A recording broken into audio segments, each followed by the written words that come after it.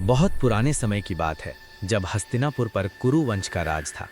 राजा शांतनु के बाद भीष्म पितामह ने अपनी कठोर प्रतिज्ञा के कारण राज्य का बोझ संभाला और उनके बाद धृतराष्ट्र राजा बने, जो जन्म से अंधे थे।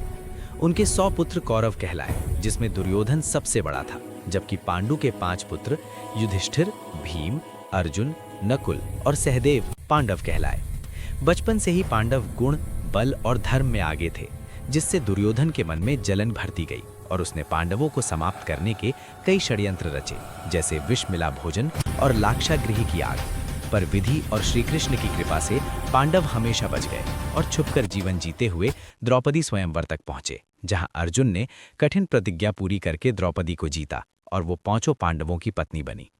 पांडवों की लोकप्रियता देखकर राज्य का विभाजन हुआ और उन्हें इंद्रप्रस्था मिला, जिसे उन्होंने स्वर्ग समान बना दिया।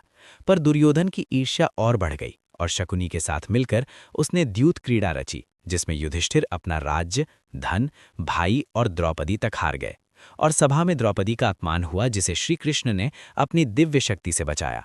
इसके बाद पांडवों को 13 वर्ष का वनवास और अज्ञातवास भुगतना पड़ा, जहां उन्होंने अनेक कष्ट सहे पर धर्म का मार्ग नहीं छोड़ा। समय पूरा होने पर उन्होंने सिर्फ अपना अधिकार मांगा, पर दुर्योधन ने एक सुई की नोक बराबर भूमि देने से भी इनकार कर दिया, जिसके बाद श्री कृष्ण शांति दूत बनकर गए, पर उनका अपमान हुआ और कुरुक्षेत्र में महायुद्ध अनिवार्य हो गया। युद्ध के आरंभ में अर्जुन का मन विचलित हुआ, तब कृष्ण ने उसे कर्म योग और गीता का ज्ञान दिया। 18 दिन के भयंकर युद्ध में भीष्म शैया पर गिरे, द्रोणाचार्य का अंत हुआ, कर्ण, जो वास्तव में कुंती का पुत्र था, वीर गति को प्राप्त हुआ और अंत में भीम ने गदा युद्ध में दुर्योधन को पराजित किया। युद्ध के बाद पांडव विजयी हुए, पर विजय भी शोक से भरी थी।